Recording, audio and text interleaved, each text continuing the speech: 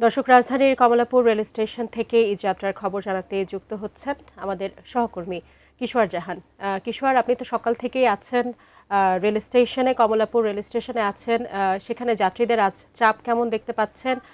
গত 2 দিন আগে যেহেতু ছুটি শুরু হয়েছে, যাত্রীদের চাপ এবার তুলনামূলকভাবে কম আমরা দেখতে পাচ্ছি গত 2 দিন ধরে। আজকে সকাল থেকে কি অবস্থা দেখতে পাচ্ছেন কমলাপুর রেল স্টেশনে? কোনো ধরনের শিডিউল বিপর্যয় আছে কিনা বা আইন শৃঙ্খলার রক্ষাকারী বাহিনীদের তৎপরতা কেমন দেখতে পাচ্ছেন?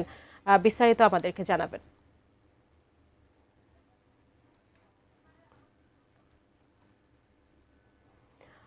দর্শক, আমরা রাজধানী কমলাপুর রেল স্টেশনে এই যাত্রার খবর জানতে আমাদের সহকর্মী কিশোর জাহানের সঙ্গে যুক্ত হবার চেষ্টা করছি। তিনি সকাল থেকেই আছেন কমলাপুর রেল স্টেশনে। কিশোর, নিশ্চয়ই শুনতে পাচ্ছেন আমাকে। আজ যাত্রীদের চাপ কেমন দেখতে পাচ্ছেন? ঈদে বাড়ি ফেরা মানুষদের যাত্রীদের চাপ কেমন আজ? সকাল থেকে আসলে কমলাপুর রেল স্টেশনে যাত্রীর যেই চাপটি ছিল বেলা বাড়ার সাথে সাথে কিন্তু এখন অনেকটাই সেটা কমেছে। এই মুহূর্তে কিন্তু অধিকাংশ প্ল্যাটফর্মে ট্রেন কিন্তু চলে এসছে এবং যাত্রীরাও আসলে আসছেন।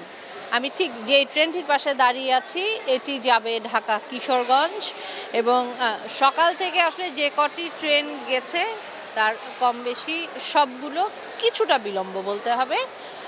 কিছুটা বিলম্ব হলেও কোনো শিডিউল বিপর্যয় ছাড়া আসলে ছেড়ে গেছে, শুধুমাত্র নীল সাগর এক্সপ্রেস সেটি ছাড়া। কারণ ওটির ব্যাপারে এর আগেও বলছিলাম যে গতকালকে দুপুরবেলা বগুড়া সান্তাহারে আসলে অ্যাক্সিডেন্টের কারণে বগি উল্টে যাওয়ার কারণে কিন্তু এই রুটে ট্রেন শিডিউলের একটা বিপর্যয় হয়েছে, যে কারণে একতা এক্সপ্রেস, পঞ্চগড় এবং নীল সাগর এক্সপ্রেস এই 3টি ট্রেনে কিন্তু শিডিউল বিপর্যয়ের সম্ভাবনার ছিল এবং গতকালকে আসলে আমরা সেটা দেখতে পেয়েছি।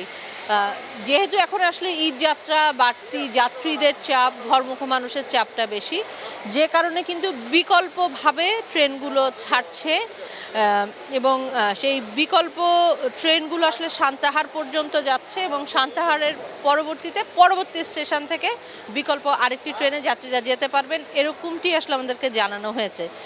সেহেতু আসলে থেমে নেই, ট্রেন চলছে, যাত্রীরাও যাচ্ছেন, কিন্তু তবে ভোগান্তি কিছুটা বেড়েছে। কারণ নীল সাগর এক্সপ্রেসের যাত্রীদের সাথে আমরা কথা বলছিলাম, সকালে কিন্তু ট্রেনটি ছাড়ার কথা ছিল 8টার পরপরই, যে কারণে গতকালকে রাত্রি 3টার সময় ওনাদেরকে, যাত্রী যারা ছিলেন গতকালকে যারা যেতে পারেননি তাদেরকে SMS এর মাধ্যমে জানানো হয়েছিল যে আজকে সকাল 8টার পরে তারা ট্রেনের শিডিউল পাবেন।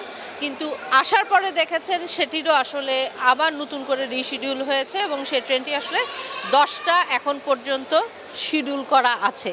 তো এখান থেকে আসলে বিকল্পভাবে যাত্রীদের তাদের গন্তব্যে পৌঁছানোর চেষ্টা করা হচ্ছে।